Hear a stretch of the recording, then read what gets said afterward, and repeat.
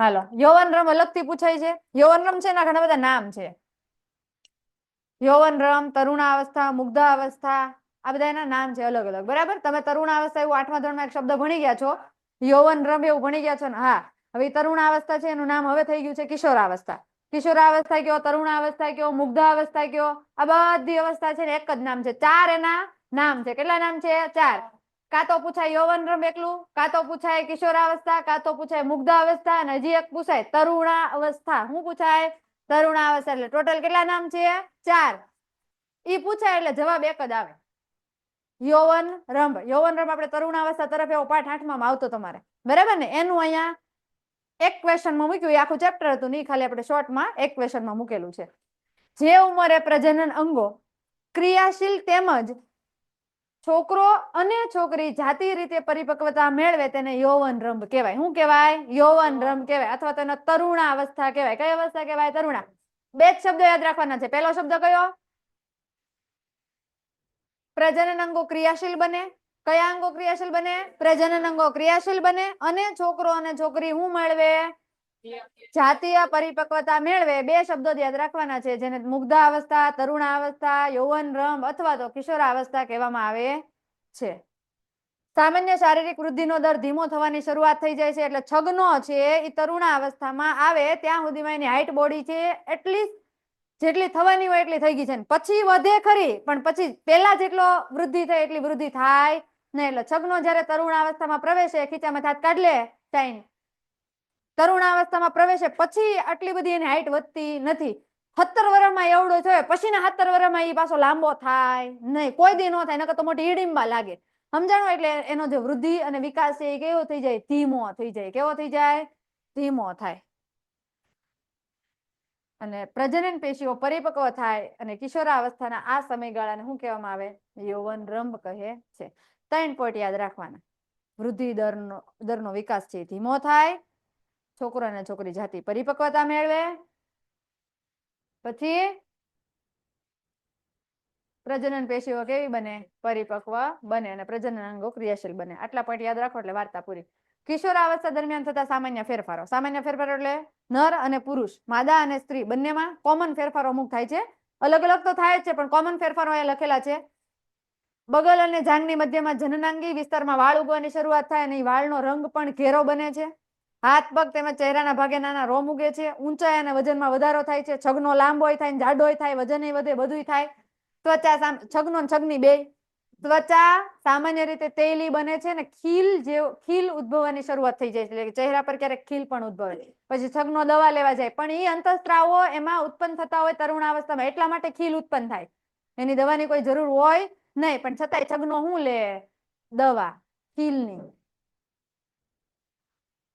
ત્વચા તેલી બને તેલી એટલે ચીકણી બને એના કારણે થઈને ઇન્ફેક્શન લાગે ને એટલે ખીલ થતા હોય ને અંદરથી અંતઃસ્ત્રાવો છે એના શરીરનું આખું સંતુલન છે એ બદલી જતું હોય પેલા અંતઃસ્ત્રાવ ઉત્પન્ન ન થતા હોય અંતઃસ્ત્રાવ ઉત્પન્ન થવાની શરૂઆત ક્યારે થાય પ્રજનન અંગો ક્રિયાશીલ ક્યારે બને જ્યારે નર અંતઃસ્ત્રાવ તરીકે ટેસ્ટોસ્ટેરોન અને માદા અંતઃસ્ત્રાવ તરીકે ઇસ્ટ્રોજન અને પ્રોજેસ્ટેરોન ઉત્પન્ન થાય ત્યારે નર પ્રજનન અંગો અને માદા પ્રજનન અંગો ક્રિયાશીલ બને તો અંતઃસ્ત્રાવો નવા ઉત્પન્ન થાય શરીરમાં કંઈક નવું આવે એટલે શરીરમાં કંઈક તો આડાવડું થાય ને એટલે છગનાને શું થાય ખીલ થાય છગનીને શું થાય ખીલ થાય તો આવા કંઈક ફેરફારો થોડા ઘણા આવતા હોય છે હવે જાતીય લક્ષણો જો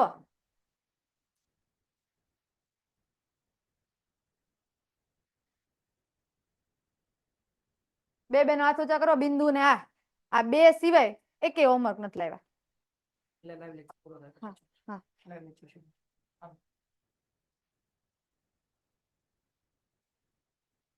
આ સોડી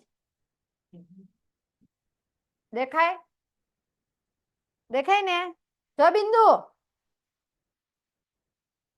હવે તો અવડી મોટી થઈ ગઈ બરાબર ને પોઝ તારી જેમ જ આપ્યો પણ જો કાંઈ ન ઘટે કોપી ટુ કોપીઓ ખાલી ચશ્મા નથી પહેર્યા નાના ચશ્મા પહેર્યા બસ એ આવી જ હતી જો ઉપર ચૂચું લઈ દેતા મમ્મી જો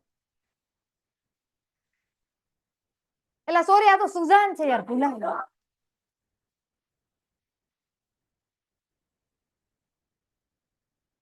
છોકરીમાં અંડપિંડ માદા જાતિ અંતઃસ્ત્રાવનો સ્ત્રાવ કરે છે અંડપિંડ આવેલું છે આપણે આખું હમણાં માદા પ્રજનન તંત્ર ભણશું ત્યારે તમને જોવા મળશે એક જોડેમાં અંડપિંડ હોય અંડપિંડ માંથી એક અંડકોષ ઉત્પન્ન થાય. શું ઉત્પન્ન થાય? અંડકોષ. ટૂંકમાં અંતઃસ્ત્રાવોનો સ્ત્રાવ થાય ત્યારે જ અંડકોષ ઉત્પન્ન થાય. એટલે કે અંતઃસ્ત્રાવો અંડકોષ ઉત્પન્ન કરવા માટે જવાબદાર છે. જે હમણાં બે મેં નામ બોલ્યા ઈ કયા અંડકોષ, કયા અંતઃસ્ત્રાવ હતા? ઇસ્ટ્રોજન અને પ્રોજેસ્ટેરોન, જેને આપણે માદા અંતઃસ્ત્રાવ કહીએ છીએ. આ અંતઃસ્ત્રાવ ઉત્પન્ન થવાની શરૂઆત ક્યારે થઈ જશે? તરુણાવસ્થામાં. ક્યારે થઈ જશે? તરુણાવસ્થામાં. ભાઈ રોમાં જો અંડપિંડ અંડકોષ મુક્ત કરવાનું શરૂ કરે છે. યાદ રાખો, તરુણા અવસ્થામાં પ્રવેશ્યા પછી અંડકોષ ઉત્પન્ન થવાનું શરૂ થાય છે, પણ પરિપક્વ. કેવા? પરિપક્વ. પ્રજનન અંગોનો વિકાસ થાય છે, સ્તન ગ્રંથિનો વિકાસ પામે છે અને કદમાં વધારો થાય છે અને સ્તનાગ્ર છે અને ત્વચાનો રંગ ઘેરો બને છે. રજોસ્ત્રાવ થવાને કારણે માસિક ચક્રની શરૂઆત થઈ જાય છે. આ બધા એના કોમન લક્ષણો છે. છોકરીમાં બાબલું કાર્ટૂન જેવું લાગે છે. આવું 8માં લખેલું આવતું કે ન આવતું? બાબલું કેવું લાગે? કાર્ટૂન જેવું. શાઇન નાનો હતો ને ત્યારે આવો હતો, અને શાઇન મોટો થઈ ગયો. લીવરો લીવર જાય. પેલા લીવરો લીવર નો જાતો, અને હવે લીવરો લીવર જાય. શું કામ જાય? કેમ કે મોટો થઈ ગયો.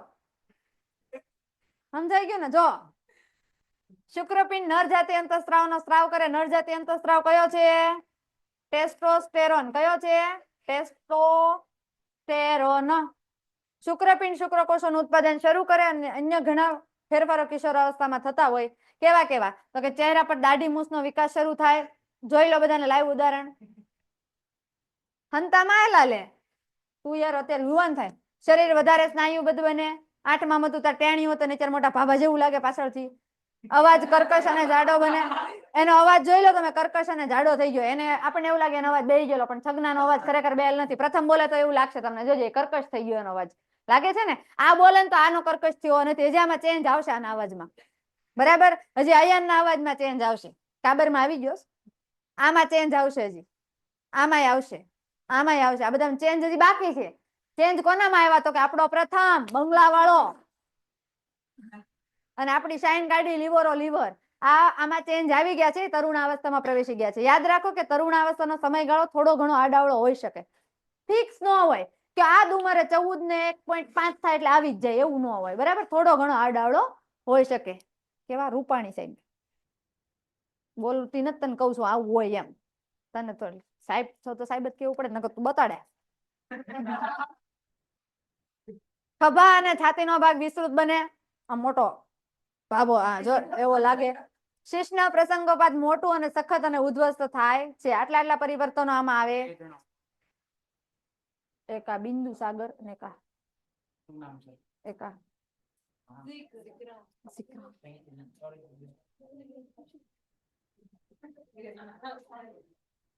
તમે જવાબ દઈ દેજો, આવ્યા નહોતા આવ્યા એમાં. અત્યારે અંદર ડિસ્કશન નહીં કર, પાછું 5 વાર આપીશ.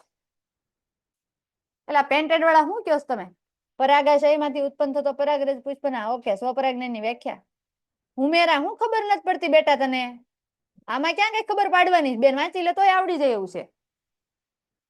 બોલો લ્યો. લિંગી પ્રજનનમાં બે સજીવના જનન કોષોનું સંમિલન નીચેના પૈકી કઈ એક રીતે થાય છે? લિંગી પ્રજનનમાં બે કોષો જોવે કે ન જોવે? એના માટે બે સજીવ જોવે કે ન જોવે? એના માટે અલગ અલગ જાતિના સજીવ જોવે કે ન જોવે? જોવે ને? હા. અહીંયા વનસ્પતિની વાત થાય છે. સપુષ્પી વનસ્પતિના પુષ્પના પરાગાશયમાંથી પરાગરજ શરીરની બહાર મુક્ત થાય છે. શરીરની બહાર મુક્ત થાય અને પરાગનયન થાય એને કયું પરાગનયન કહેવાય? શરીરની બહાર પરાગનયન થાય. બધાનું બહાર જ થાય. એને પરાગનયનનો પ્રકાર ન હોય. શરીરની બહાર ફલન થાય. શું થાય? ફલન. શરીરની બહાર જો ફલન થતું હોય તો એને શું કહેવાય? બાહ્ય ફલન. આપણને એક ઉદાહરણ આપ્યું છે. જનન કોષો મુક્ત થાય છે. આ એટલે કે નરજન્યુ કોષો છે, પરાગરજ છે, શરીરની બહાર મુક્ત થાય છે. એટલે કે પરાગાશયમાંથી બહાર આવે છે. પરાગાશયમાં ક્યારેય ફલન થતું નથી. અથવા દેડકો. યાદ રાખજો, એક માર્કમાં પૂછાય. દેડકા જેવા પ્રાણીમાં નર અને માદા જનન કોષોનું શરીરની બહાર ફલન થાય છે. તેથી તેને બાહ્ય ફલન તરીકે ઓળખવામાં આવે છે. શરીરની બહાર કેમ ફલન થાય? તો કે દેડકી અને દેડકો. દેડકીમાંથી અંડકોષો અને દેડકામાંથી શુક્રકોષો, આ બંનેનો ત્યાગ છે પાણીમાં થાય. એટલા માટે આપણે દેડકાને ઉભયજીવી કહીએ છીએ. ઉભયજીવીનો મતલબ જમીન ઉપર પણ જીવે અને પાણીમાં પણ જીવે. આ બંને જગ્યાએ જીવતા હોય એને શું કહેવાય? ઉભયજીવી. તો પાણીમાં ઈ શું કરે? તો કે પાણીમાં બંનેના જન્યુ કોષોનો ત્યાગ કરી દે અને બંને જન્યુ કોષો રમતા રમતા રમતા રમતા ભેગા થઈને ફલન થઈ જાય. ફલન થઈ અને પછી જે તળાવ છે, નદી છે, જે કાંઈ હોય એના કોર્નર એટલે કે કોરના ભાગે કાંઠાના ભાગે એ આવી જશે ધીમે ધીમે બચ્ચા એટલે કે નાની નાની ડેડક્યું અને એ બહાર આવી જાય એટલે પિતૃપાલન પદ્ધતિ જોવા મળે. ડેડકાને એટલી ખબર પડી જાય પછી એની ડેડકી એટલે કે જે જન્મમાં છે ને કે આ એના મધર્સ ને એના ફાધર છે. એ તરત જ પછી જન્મ એનો ન્યા થયો અંદર, ફલન એનું ન્યા અંદર પાણીમાં થયું, રહેવાનું ક્યાં છે એને જમીન ઉપર.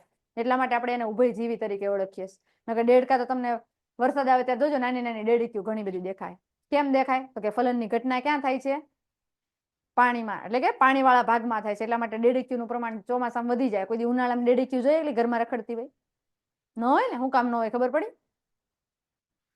બે વિજાતીય પ્રાણીઓના સમાગમ દરમિયાન તેના શરીર જોડાય ત્યારે ફલન માટે નરજનન કોષો માદાના શરીરમાં આંતરિક સ્થળાંતરણ પામે તેને અંતઃફલન કહેવાય. ટૂંકમાં આને કહેવાનો મતલબ એવો છે કે શરીરની અંદર ફલન થાય તો એને અંતઃફલન, શરીરની બહાર ફલન થાય તો એને શું કહેવાય? બાહ્ય ફલન. ફલનના કેટલા પ્રકાર છે? બે. એક બાહ્ય અને એક અંતઃ. શરીરની બહાર થાય તો બાહ્ય અને શરીરની અંદર થાય તો અંતઃ. બિંદુ. ટપ્પા પડિંગ કે નોટ પડિંગ? પડિંગ. મારી બેટી બોસ નો આ ઓલી સુનિતા વિલિયમ આ પાડતી હોય એમ આ પાડે મને. ઘણા પ્રાણીઓમાં અંતઃફલન જોવા મળે છે. અંતઃફલન માટે નરજનન કોષોને માદાના શરીરમાં સ્થળાંતરિત કરવા માટે સસ્તન પ્રાણીમાં જાતિ સમાગમ માટે વિશિષ્ટ મેથુન અંગશિશ્ન આવેલું હોય, જે બધાને ખબર છે. બે પ્રજનન તંત્ર ભણો એટલે વાર્તા પૂરી. જો બેન એક માહિતી યાદ રાખો, તમારા ટેક્સ્ટબુકમાં તમને જે નર પ્રજનન તંત્ર અને માદા પ્રજનન તંત્રની આકૃતિ આપેલી છે એ જ તમારે ડ્રો કરવાની છે. કોઈ પણ સાહિત્યમાંથી આકૃતિ દોરતા નહીં. બાકી મેં તમારા બધાની પાચન તંત્રની આકૃતિ જોઈ છે, તમે કેવી દોરી છે એ મને ખબર છે. ઉત્સર્જન તંત્ર એ દોરતા નથી આવડ્યું. અને વિઘટનનો પ્રશ્ન પૂછો તો મારા બેટાએ ઓલા કચરાનું વિઘટન લખ્યું. ભાઈ વિઘટન એટલે રસાયણ વિજ્ઞાનની પ્રક્રિયા હતી.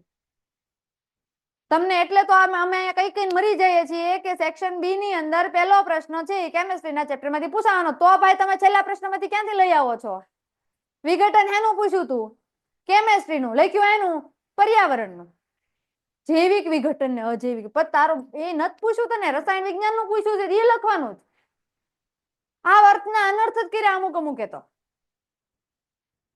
કા પ્રથમ માર્ક બહુ હારા આવે ને? કેટલા હશે કે જોઈ? કેમ? તે તો કીધું તું ને હું બહુ સારા માર્ક લઈ આવું. ગૌરાઈ ગયું? પૂછે કઈક ને લખે કઈક મારે બેટા. એક કે ને માર્ક હારા નથી ઇનાયત હુસેન સિવાય. હા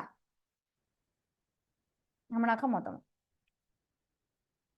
નર પુરુષનું પ્રજનન તંત્ર ટોપિક છે ને બે આઈએમપી છે. માદા પ્રજનન તંત્ર, નર પ્રજનન તંત્ર. દર વર્ષે અલ્ટરનેટિવ પૂછાય છે. જો રિપીટરમાં પૂછ્યું હોય તો ફાઇનલમાં ન હોય, ફાઇનલમાં હોય તો રિપીટરમાં. ટૂંકમાં બે પ્રજનન તંત્ર ફરજિયાત કરવાના છે, કરવાના છે. ગમે એમ થાય 10 વાર આકૃતિ દોરો પણ આકૃતિ ફરજિયાત છે. આકૃતિ વગર મેળ જ નહીં આવે. કેમ કે આકૃતિ પૂછે ને વર્ણવાનું પૂછે. 4 માર્ક ઓલા આ ચેપ્ટરમાંથી કેટલા માર્કનો પ્રશ્ન આવે? 3 માર્કનો આવે ને? 3 માર્કમાં પૂછે. 1.5 માર્ક આકૃતિનો અને 1.5 માર્ક થિયરીનો. ઊભી થઈ જા બેન. થા ઊભી. શું પૂછ્યું એને? અહીંયા બતાવું. પુરુષનું પ્રજનન તંત્ર છે એને બે ભાગમાં વહેંચવામાં આવે છે.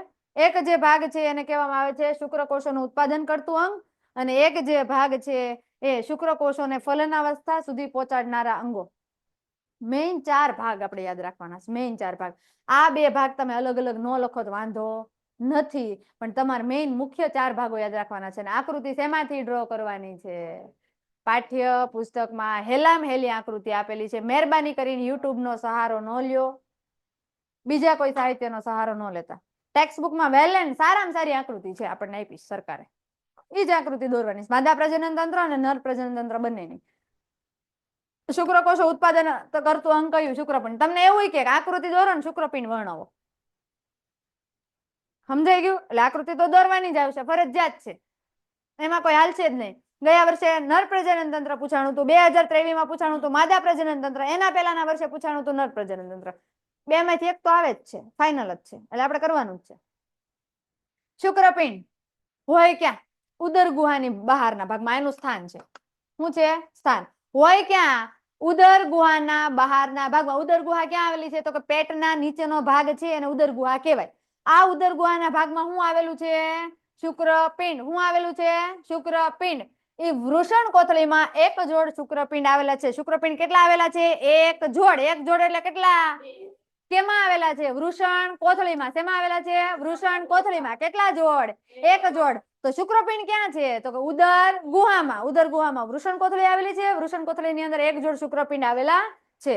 અને શુક્રકોષોના નિર્માણ માટે શરીરના સામાન્ય તાપમાન, આપણા શરીરનું સામાન્ય તાપમાન 37 ડિગ્રી સેલ્સિયસ તાપમાન હોય, પણ શુક્રપિંડનું તાપમાન છે એને 2 થી 3 ડિગ્રી સેલ્સિયસ તાપમાન કેવું રાખવામાં આવે છે? નીચું. એટલા માટે જ એને શરીરની બહાર રાખવામાં આવ્યા છે. શું કામ? તો કે શુક્રકોષોના ઉત્પાદન માટે એને ટેમ્પરેચર શરીરના ટેમ્પરેચર કરતા એટલે કે તાપમાન કરતા કેવું જોવે? નીચું જોવે. કેટલા ડિગ્રી નીચું જોવે? 2 થી 3 ડિગ્રી સેલ્સિયસ તાપમાન ઓછું જોવે છે. એટલા માટે એને શરીરની બહાર રાખવામાં આવેલા છે. તો તમને એમ થાય 37 ડિગ્રી હોય તો શુક્રકોષોનું ઉત્પાદન જ ન થઈ શકે. અને ઉત્પાદન થાય તો એ પ્રજનન માટે સક્ષમ કોષ ન બની શકે. એટલા માટે એને શરીરની બહાર રાખવામાં આવ્યા છે, જેથી કરીને એનું તાપમાન છે 2 થી 3 ડિગ્રી સેલ્સિયસ નીચું હોય. શુક્રપિંડમાં શુક્રકોષોનું ઉત્પાદન થાય. આખા ગામને ખબર પડે? પડે કે ન પડે? શુક્રપિંડનું કામ શું? શુક્રકોષો ઉત્પાદન કરવાનું. એ થાય કેમ? તો કે શુક્રપિંડ નર જાતિ અંતઃસ્ત્રાવ ટેસ્ટોસ્ટેરોનનો સ્ત્રાવ કરે. કોનો સ્ત્રાવ કરે? 1 માર્કમાં આવે. નર જાતિ અંતઃસ્ત્રાવ કયો છે? ટેસ્ટોસ્ટેરોન. છોકરામાં ટેસ્ટોસ્ટેરોન શુક્રકોષના ઉત્પાદનનું નિયંત્રણ અને છોકરામાં યુવાવસ્થાના લક્ષણોનું પણ નિયંત્રણ કરે છે. એટલે જે તરુણાવસ્થામાં પ્રવેશો છો ને ત્યારે તે જવાબદાર ટેસ્ટોસ્ટેરોન જ છે. અંતઃસ્ત્રાવ ઉત્પન્ન થાય છે અને અંતઃસ્ત્રાવ ઉત્પન્ન થાય છે એટલા માટે જ બધા જાતીય લક્ષણો જે દેખાવા લાગે છે. તો યુવાવસ્થાના લક્ષણો અને શુક્રકોષોના ઉત્પાદન માટે જે અંતઃસ્ત્રાવ જવાબદાર છે એ કયો અંતઃસ્ત્રાવ છે? ટેસ્ટોસ્ટેરોન જવાબદાર છે. અને નિયંત્રણનું કામ એ કોણ કરે છે? ટેસ્ટોસ્ટેરોન. નકર તો નિયંત્રણ ન કરે તો મોટો હિડિંબા જેવો ન થઈ જાય? થઈ જાય કે ન થઈ જાય? તો નિયંત્રણનું કામ એ આ કરશે. ઉત્પાદન થવા માટે જવાબદારી આ છે. બધું આ એક જ કરશે. ટૂંકમાં છે આ ટેસ્ટોસ્ટેરોન. ક્લિયર બધાને? કોઈને કઈ ડાઉટ? ડાઉટ હોય ને તો એકવાર વાંચી લેજો, આવડી જાય.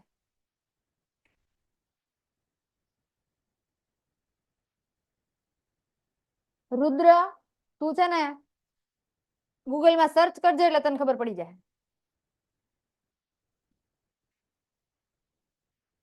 પછી છે શુક્રકોષોને ફલનાવસ્થા સુધી પહોંચાડતા અંગો. એમાં એક છે શુક્રવાહિની. શુક્રપિંડ હોય ત્યાંથી શુક્રકોષો ઉત્પન્ન થાય તો હું કઈ ઉડીને તો પડવાના નથી, નહીં ને? એ કોના મારફતે જાહે? શુક્રવાહિની. કોના મારફતે જશે? શુક્રવાહિની. માહિર તાર બાજુવાળાને ઉઠાડતો શું કરે બેટા? ઠોહો મારી ન ઉઠાડે, કોઈ મરી જાય.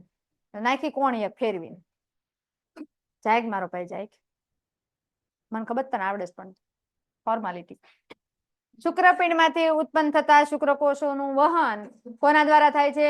શુક્રવાહિની દ્વારા થાય છે. ક્યાંથી ક્યાં સુધી થાય? તો કે ક્યાં સુધી લઈ જાય? શિશ્ન સુધી લઈ જશે. શુક્રવાહિની મૂત્રાશયમાંથી આવતી નલિકા સાથે જોડાય છે. આ એક શુક્રવાહિની છે, એ મૂત્રાશય અહીંયા આવેલું છે, એમાંથી આવતી નલિકા સાથે જોડાય છે. અહીંયાથી શુક્રકોષો આવે છે, અહીંયાથી મૂત્ર આવે છે. આ બંને એક જ માર્ગ દ્વારા બહાર નીકળે છે. એટલા માટે એક શબ્દ આમાં વાપરવામાં આવે છે, મૂત્રજનન માર્ગ. જો આપ્યો છે મૂત્ર જનન એટલે શુક્રકોષો. આ બંને જનન એટલે શું થાય? જનનકોષ એટલે શું થાય? શુક્રકોષો થાય. આ બંને એક જ માર્ગે આવતા હોવાથી એને શું કહેવામાં આવે છે?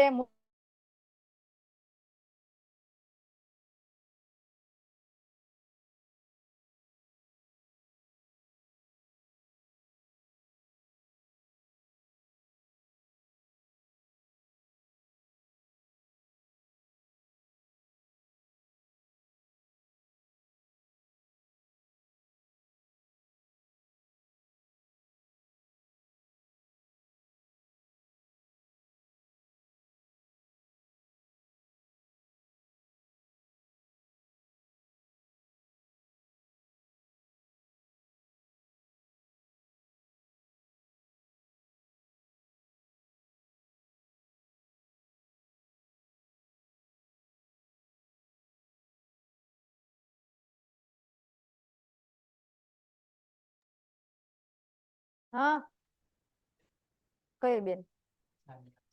કેમ?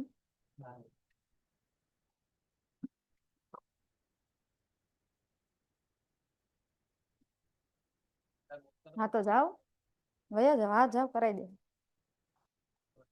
હા, તે બંનેનો માર્ગ છે.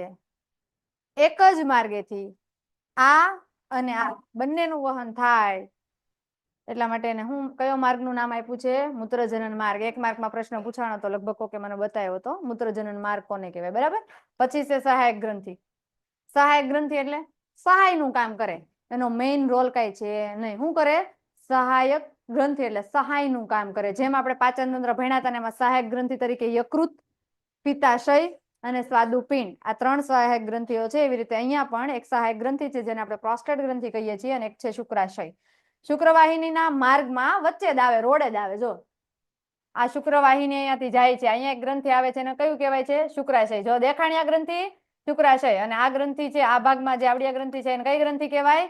પ્રોસ્ટેટ ગ્રંથિ. તમને જે રેડ દેખાય છે આ પ્રોસ્ટેટ ગ્રંથિ છે અને એના ઉપર દેખાય છે શુક્રાશય છે. આ બંને આ શુક્રકોષો રોડેથી જતા હોય આમ કરીને આમ, અને આ રોડે જાય એટલે અહીંયા વચ્ચે જ બેઠી હોય.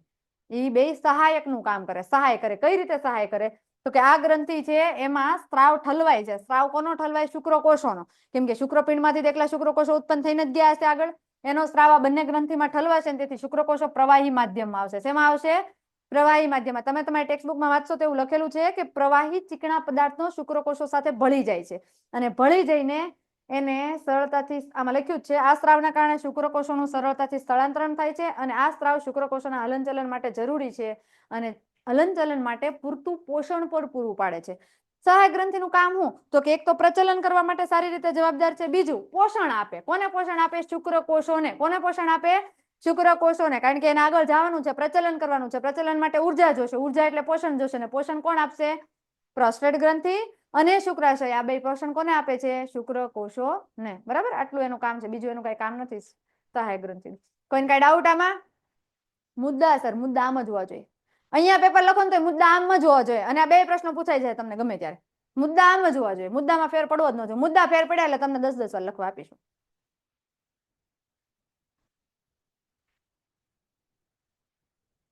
નરજનન કોષ સમજાવો. તમને એક 2 માર્કમાં પ્રશ્ન પૂછાઈ પણ શકે. શુક્રકોષની આકૃતિ દોરી સમજાવો. આ શુક્રકોષની આકૃતિ છે, આગળનો જે ભાગ છે એને શીર્ષ કહેવામાં આવે છે અને પાછળનો જે ભાગ છે એને પૂંછડી કહેવામાં આવે છે. પ્રચલન માટે તમને બધાને ખબર છે કે કોઈ પણ પ્રચલન એટલે કે હલનચલન એક જગ્યાએથી બીજી જગ્યાએ જતા હોય પ્રવાહી માધ્યમમાં તેને પૂંછડી હોય. માછલી છે ને પૂંછડી છે કે નહીં? હા કે ના? મોટા ભાગના સજીવો તમે જોજો એને પૂંછડી છે. પૂંછડીનું કામ શું? તો કે શરીરનું સમતોલન જાળવે. બધા પ્રાણીઓની વાત કરું છું. તો આમાં એનું કામ શું? તો કે આગળ જવા માટે મદદરૂપ થાય છે. કોને આગળ જવા માટે? શુક્રકોષોને આગળ જવા માટે મદદરૂપ થશે. તો એ શુક્રકોષો છે જેને આપણે કયો કોષ કહીએ છીએ? નરજનન કોષ. કયો કોષ કહેવાય દેવજાણી? હા, તને કહેવાનું બંધ કર્યું એટલે તે ધ્યાન દેવાનું બંધ કર્યું. ઠીક. શુક્રકોષ સૂક્ષ્મ રચના છે. કેવી રચના છે? આપણે નરી આંખે જોઈ શકતા નથી અને માઇક્રોસ્કોપની અંદર 100x માં જોવું પડે. શેમાં જોવું પડે? 100x. તમને ખબર માઇક્રોસ્કોપ હોય એની અંદર તમે કદાચ ગયા હોય તો તમને ખબર 10x હોય, 45x હોય ને બીજું 100x હોય. એમાં 3rd નંબરનું જે 100x છે એ એકદમ સૂક્ષ્મ રચના બતાવે અને એની અંદર તમને આ દેખાય. આ એની જ આકૃતિ મૂકેલી ઝૂમ કરીને. એને એક શીર્ષ હોય ને બીજું કોણ હોય? પૂંછડી. પણ કેવી હોય? લાંબી. કેવી હોય? લાંબી. કેટલા ભાગનો બનેલો છે શુક્રકોષ? 2 ભાગનો. એક તો શું હોય? શીર્ષ અને બીજી શું હોય? પૂંછડી. શુક્રકોષના શીર્ષના કોષ કેન્દ્રમાં આનુવંશિક દ્રવ્ય ડીએનએ જોવા મળે છે. દરેક કોષ આપણા શરીરનો છે સિવાય કે આરબીસી એટલે કે રક્તકણ. એની સિવાય બધા જ કોષોમાં કોષ કેન્દ્ર હાજર છે. તો બધામાં કોષ કેન્દ્ર હાજર હશે તો બધામાં ડીએનએ હાજર હશે? હા કે ના? આપણા શરીરનો એક જ કોષ છે જે રુધિર કોષ જેને રક્તકણ કહીએ એમાં જ કોષ કેન્દ્ર હાજર નથી, બાકી બધામાં હાજર છે. એનો મતલબ કે અહીંયા જે શીર્ષનો ભાગ છે એમાં કોણ પડ્યું છે? કોષ કેન્દ્ર. અને કોષ કેન્દ્ર હોય ને રંગસૂત્રો હોય ને ડીએનએ હોય તો જ આનુવંશિક લક્ષણો આવે ને બાળકમાં, નકર થોડા આવે. ક્યાંથી? પૂંછડીમાંથી આવે? નો આવે ને. અને તે નર પિતૃના આનુવંશિક લક્ષણોનું વહન કરે છે અને લાંબી પૂંછડી શુક્રકોષોને માદા પ્રજનન કોષ તરફ સ્થળાંતરણ કરવા અથવા તો પ્રચલન કરવામાં મદદરૂપ થાય છે. એટલે પૂંછડીનો એક જ ધંધો આમાં થતી જાય ને આગળ સ્થળાંતરણ કરવા માટે મદદરૂપ થાય. એનું કોઈ આનુવંશિક દ્રવ્ય હોય નહીં, એમાં કઈ કોષ કેન્દ્ર હોય નહીં. અયાન બરાબર ને? નર પ્રજનન તંત્ર પૂરું. મેઇન 4 ભાગ યાદ રાખવાના. કયા કયા? કઈક રહી ગયું છે બાકી ઓલામાં? આમાં તમારે એક અલગથી લખવાનું રહેશે શીર્ષનો.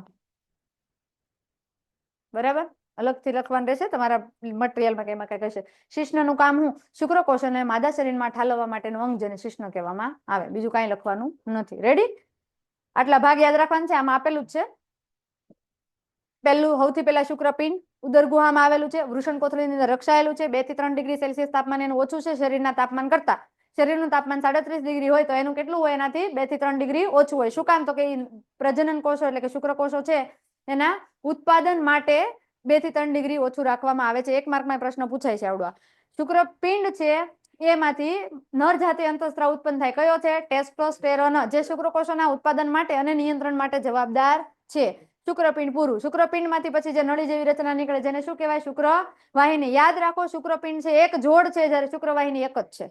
ઓકે. પાછું માદામાં એવું નહીં હોય. માદામાં એક જોડ અંડપિંડી આવશે ને એક જોડ અંડવાહિની આવશે, પણ આમાં એવું નથી. આમાં એક જોડ શુક્રપિંડ છે ને એક જ શુક્રવાહિની છે. અને શુક્રપિંડમાંથી નીકળતા શુક્રકોષો શુક્રવાહિની મારફતે શિશ્ન તરફ આગળ વધે છે અને ત્યાં વચ્ચે એક ગ્રંથિ આવેલી છે જેને સહાયક ગ્રંથિ કહીએ. કઈ ગ્રંથિ છે? ટોટલ બે. એક શુક્રાશય અને બીજી પ્રોસ્ટેટ ગ્રંથિ, જે શું કરે છે? એક પ્રવાહી સ્ત્રાવ છે અને ઠાલવે છે, એટલે કે શુક્રકોષો છે પ્રવાહી માધ્યમમાં આવે છે, શુક્રકોષોને પોષણ પૂરું પાડે છે, શુક્રકોષોને પ્રચલન કરવા માટે જવાબદાર છે. ત્યાંથી આગળ ગાડી આવે તો શુક્રકોષો છે શુક્રવાહિની છે એની અંદર શુક્રકોષો અને મૂત્રમાર્ગ બંને એક જ માર્ગમાં ખુલતું હોવાથી એને મૂત્રજનન માર્ગ કહેવામાં આવે. કેવો માર્ગ કહેવામાં આવે? મૂત્રજનન માર્ગ. અને આ મૂત્રજનન માર્ગ છે જે શિશ્ન દ્વારા શુક્રકોષો છે એ માદાના શરીરમાં ઠાલવવામાં આવે છે, જે અંગનું નામ છે શિશ્ન. બરાબર? આટલું તમારે યાદ રાખવાનું રહેશે. આગળ છે માદા પ્રજનન તંત્ર અથવા તો સ્ત્રીનું પ્રજનન તંત્ર. હેલામ હેલું હોય ને તો આ પણ યાદ રહેતો, બાકી હેલું કઈ છે જ નહીં આપણા માટે. આકૃતિ દોરવામાં, આકૃતિ આમાં જ નથી દોરવાની. હું તમને જે એકવાર કહું છું, આકૃતિ આમાં જ દોરવાની નથી. આકૃતિ તમારી ટેક્સ્ટ બહુ સારી છે, એમાં બધા કરતા હેલી. ટૂંક નોંધ લખો. માદા મનુષ્યનું પ્રજનન તંત્ર. હું તમને ગેરંટી મારી કહું, આ બે માંથી એક તો હશે જ તે. બરાબર? ન હોય મારે પેન આવતા પાછા પેપર પૂરો કરીને ગયા મેં આમ નહોતું આવ્યું. આવશે હો, ચિંતા ન કરો, આવશે. દેવજાણી ગયા વર્ષે કયું હતું? તો તું પાસ ન થઈ ગયો કે બેટા? કયું હતું એ તો પૂછી શકું ને. આ બે માંથી કયું હતું કે? ચાલુ દાદુ નર હતું તો લોહી પીધું.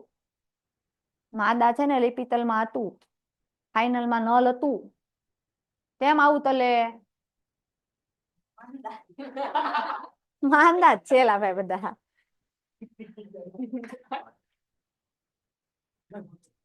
શાઈન તને કોઈ કઈ પૂછ્યું તું?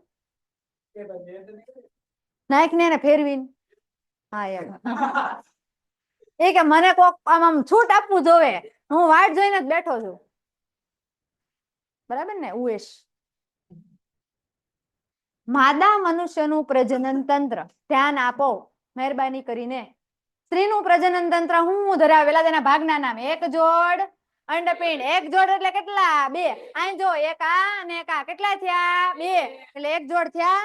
એક જોડ અંડપિંડ, એક જોડ અંડવાહિની, એક ગર્ભાશય, એક ગ્રીવા અને એક યોની માર્ગ. કેટલા ભાગ થયા ટોટલ? 5.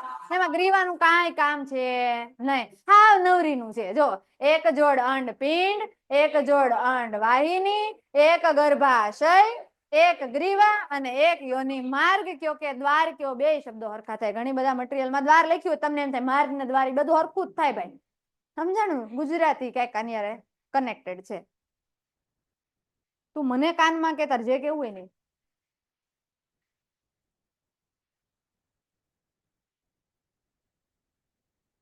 દાંત અડધો તૂટલો ને હાવ તૂટી જાય. એક જોડ અંડપિંડ. આમાંથી માદા જાતિ અંતઃસ્ત્રાવનો સ્ત્રાવ થાય. કયો કયો છે? કયો જોઈ? ઇસ્ટ્રોજન. અને બીજો કયો? પ્રોજેસ્ટેરોન. કયો હશે? પ્રોજેસ્ટેરોન.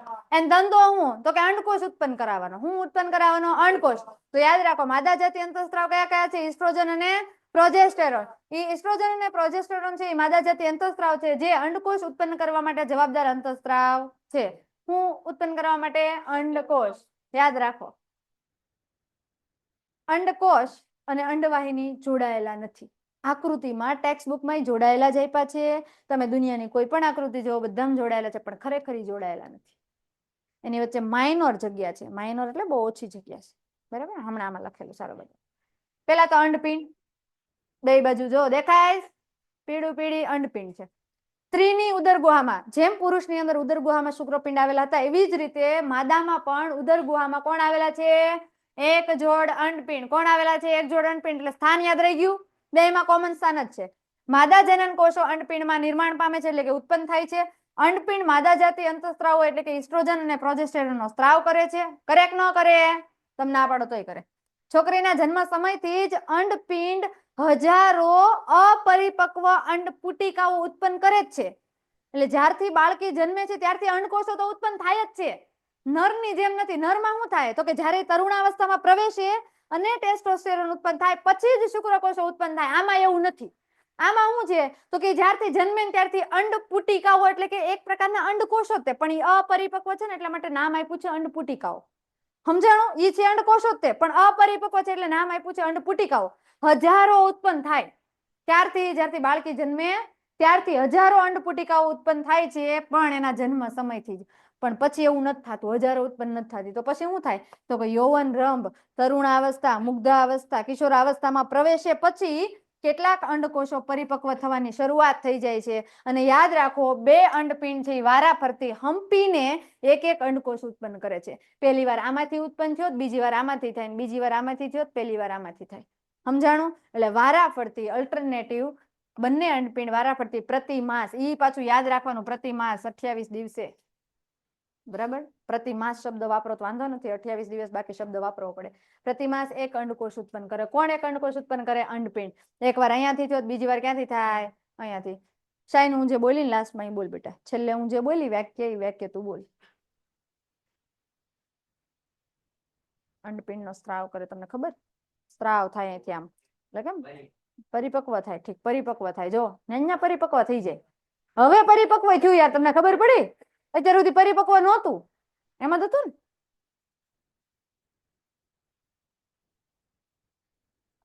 ને નર અને માદા બંને 10-10 વાર. મને જેવા પકડાણા ને કે ધ્યાન નથી 10 વાર આપી. મને એકડા હરખા નથી આવડતા. 10 જ આવડે. 10 વાર. અને કાલ હું અહીંયા આવીશ. કાલની સોમવાર. સોમવાર માંગીશ. કાલ રવિવાર છે ને તારી પાસે 10 વાર લખી. સોમવાર હું આવી છું ક્લાસમાં ધ્યાન રાખજો. હાલો અંડપિંડમાં કોઈને કઈ ડાઉટ? અંતઃસ્રાવ યાદ રાખવાના, અંડકોષો યાદ રાખવાના, બીજું કઈ યાદ રાખવાનું નથી. કોણ?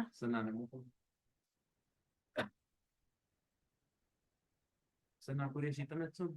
હા, તમારા મમ્મી બહાર ઊભા છે. રોમાં કઈ કામ નથી.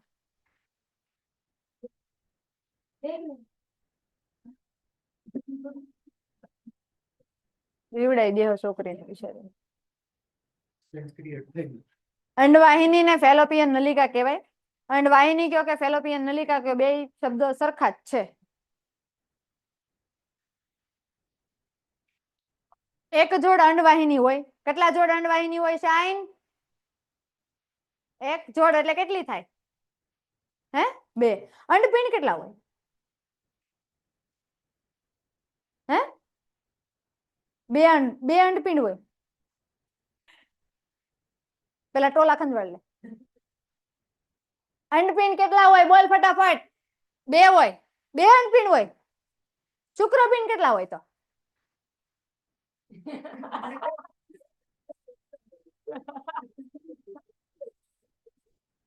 હે? તું ભાઈ આગળ ફેર ને. જે પેલા બોલ્યો ને પૂછીને જ બોલ્યો તો સમજાણું પણ મારું ધ્યાન નતું કોણ બોલ્યું. શુક્રપિંડ કેટલા હોય? દેવજાણીને પૂછ લે વાંધો નહીં તમ તારે. એટલે જ એને પૂછવાનું કીધું તો કહું નહીં રૂપાણીને પૂછ એમ. મને એમ કે શુક્રપિંડ અને અંડપિંડ કોનામાં હોય? નરમાં હોય કે માદામાં હોય કે બે એકમાં હોય? અંડપિંડ હોય. હા હું માદા અને નર ની વાત કરું છું. અંડપિંડ માદામાં હોય અને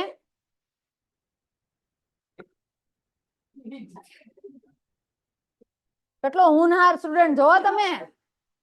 માણાને કાંઈ યાદ ન રહે. આ તો યાદ રહે અને ઈ યાદ નથી રહેતું. બોલો હા બેટી. નોટ છોકરી ઓર છોકરા લેંગ્વેજ. ઓકે માદા એન્ડ નર.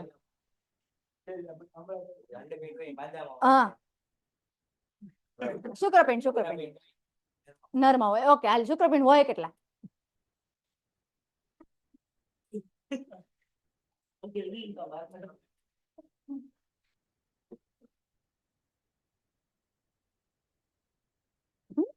બે હોય. શુક્રપિંડ 2 હોય અને અંડપિંડ ભાઈ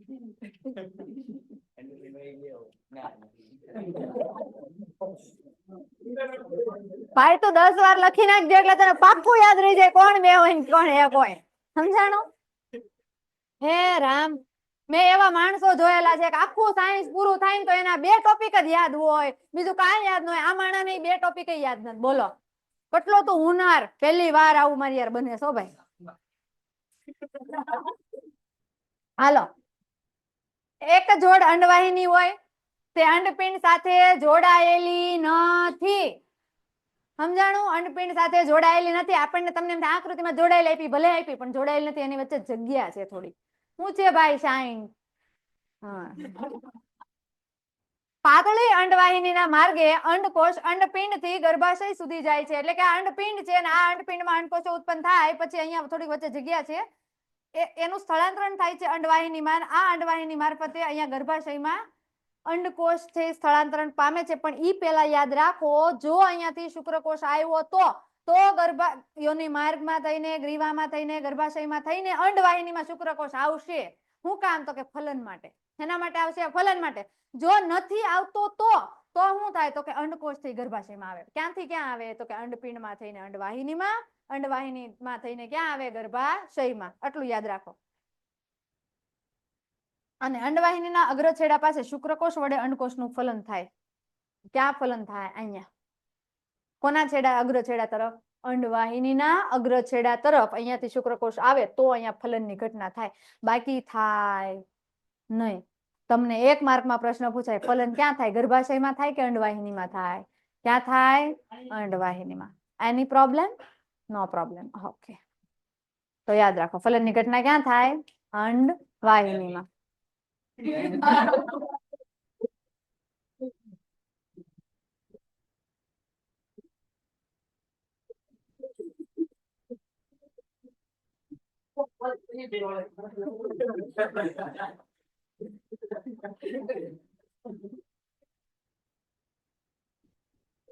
હું તો યાર તને હારો માણસ સમજતી. તો આટલું સારું વિચારી મને આજ ખબર પડી. એને તો ફલન જ અંડપિંડમાં કરાવી દીધું. એ કે આવડો દોડતો દોડતો ભલે અહીંયા અહીંથી આમ જાય, તારો દાદો નો જાય ને. નોનસેન્સ. એક ગર્ભાશય. કેટલું ગર્ભાશય? એક. છેલ્લે પૂછ્યું કોણ કેટલા છે? જોજો, સાઈન ની જેવું ન થાય, ધ્યાન રાખો. એક ગર્ભાશય. ગર્ભાશય કેટલા હોય? એક જ હોય. સાઈન 2 નો હોય, ગર્ભાશય એક જ હોય. એટલે હું નીચે કન્ફ્યુઝ કરી નાખ્યો. તો તને તારા ઉપર ભરોસો નથી, મારા ઉપર શું હોય? તારા ઉપર રાખવાનો. હું તો તને એમ કહું કે તારે આમ જતો તો ભાઈ હું ગમે કહું, તમને તમારી તો ખબર હોવી જોઈએ કે નહીં? તો પછી તારે એમ જ છે ભાઈ. પ્રોબ્લેમ છે થોડો. બંને તરફની અંડવાહિની જોડાઈને સ્ટુડન્ટ્સ ને આલ્ફાના નંબરને બ્લોક કરેલા છે. બહેનો ને ભાઈઓમાંથી બંને બહેનોમાંથી કોઈ બ્લોક કરેલા છે? હા મારી બેટા બ્લોક કરી દો. આ બધા છે ને ત્યાંથી સ્કૂલમાં શીખી નાખે. અડધા તો બધા અનબ્લોક કરી નાખે. નંબર આલ્ફા એકેડમી નો નંબર જો બ્લોક વયો ગયો હોય, ભૂલમાં વયો જાય, આપણે કરતા નથી પણ ભૂલમાં વયો ગયો હોય તો એને કાઢી નાખો. કેમ કે નરેન્દ્ર સર ને તમારી સાથે વાત કરવી હોય બિચારા કેમ કરે? સમજાઈ ગયું? તો મહેરબાની કરીને આજે અનબ્લોક કરી નાખજો. સાઈન અનબ્લોક જ છે. રિપોર્ટ કાર્ડ નથી બતાવ્યા.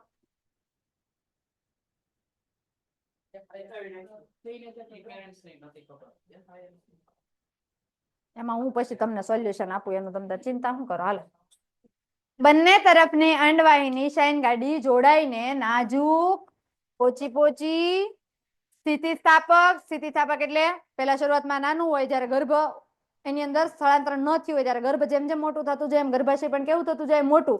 એટલે સ્થિતિ પ્રમાણે બદલે છે, એટલા માટે શબ્દ વાપર્યો છે સ્થિતિસ્થાપક. ઊંધા નાસપતિ આકારની રચનાનું નિર્માણ કરે. કેવું નાસપતિ? ઊંધા નાસપતિ આકારનો. આકાર યાદ રાખવાનો છે. 1 માર્કમાં આકાર પૂછાય છે. ગર્ભાશયનો આકાર કયો? ઊંધું, સંતરું ન લખતા. ઊંધો નાસપતિનો આકાર. કેવો? ઊંધો નાસપતિનો આકાર. તો યાદ રાખો, બંને તરફની અંડવાહિની જોડાઈને ગર્ભાશય નાજુક સ્થિતિસ્થાપક અને ઊંધા નાસપતિ આકારનું અથવા તો રચનાનું નિર્માણ કરે છે, જેને આપણે શું કહીએ છીએ? ગર્ભાશય. ગર્ભનું સ્થાપન અને પોષણ ગર્ભાશયમાં જ થાય. ગર્ભનું સ્થાપન અને ગર્ભનું પોષણ. આપણે બધા આવડા મોટા થઈ ગયા, નાના નાના હતા ત્યારે મમ્મીના ગર્ભમાં હતા. આપણને પોષણ પણ ગર્ભે આપ્યું હતું. આપણને એની અંદર 9 મહિના રાખ્યા હતા મમ્મી એના ગર્ભની અંદર. અને દૂરસ્થ સાંકડા છેડાને ગ્રીવા કહેવામાં આવે. યાદ રાખો, ગર્ભાશયનો દૂરસ્થ સાંકડો છેડો એટલે કે આવડું આખું ગર્ભાશય અહીંયા પૂરું થાય અને ગર્ભાશયનો જે આ ભાગ છે એને શું કહેવામાં આવે? સાંકડો છેડો છે એને શું કહેવામાં આવે? ગ્રીવા. શું કહેવાય? ગ્રીવા કહેવાય છે. આટલું ક્લિયર બધાને? કોઈને કઈ ડાઉટ? ઓકે. અને છેલ્લું છે યોનિ માર્ગ, વજૈના. ગર્ભાશયમાં ગ્રીવા દ્વારા નલિકામય રચના યોનિ માર્ગમાં ખુલે તેને અને યોનિ માર્ગ શરીરની બહાર યોનિ દ્વાર સ્વરૂપે ખુલે છે. આ જે ગ્રીવા છે એ ગ્રીવાથી ચાલુ થઈને અહીંયા જે આ માર્ગ તમને દેખાય છે એ બધો કયો માર્ગ છે? યોનિ માર્ગ. અને આ યોનિ માર્ગ જે દ્વાર સ્વરૂપે શરીરની બહાર ખુલે એને શું કહેવામાં આવે? યોનિ દ્વાર કહે છે. ઘણી બધી બુકમાં લખ્યું છે એટલા માટે બે શબ્દો વાપર્યા છે. અને યાદ રાખો, જાતિ સમાગમ દ્વારા શિશ્ન મારફતે શુક્રકોષોને યોનિ માર્ગ મારફતે માદાના શરીરમાં ઠાલવવામાં આવે છે. ये क्या हो रहेला है? હાલો. જાતિ સમાગમ દરમિયાન યોનિ માર્ગમાં શુક્રકોષો શું કરે છે? પ્રવેશ પામે છે અથવા તો ઠાલવવામાં આવે છે. આવો શબ્દ તમે વાપરી શકો. તો અહીંયા સુધી ચાલ્યું. આમાં કોઈને કઈ ડાઉટ? નરમાં, માદામાં? નહીં. કોઈને કઈ ડાઉટ નથી? પાક્કું?